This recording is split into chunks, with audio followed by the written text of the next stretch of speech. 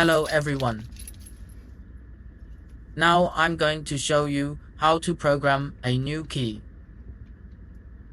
This vehicle is a 2012 Dodge Ram 1500 pickup truck.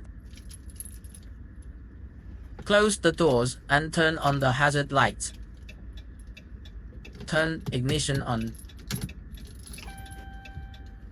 Connect the OBD.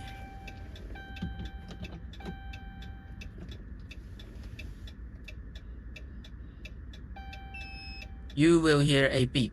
Communication with the vehicle is successful. Turn off the ignition and remove the key. Insert the new key and turn on the ignition.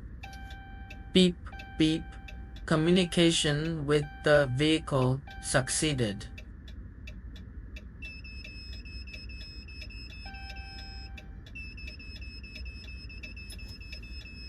Play cheerful music. Programming completed successfully. Attempt to start the vehicle. Okay.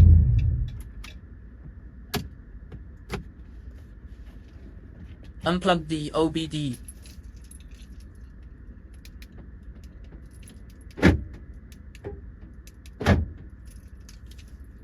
Programming completed perfectly.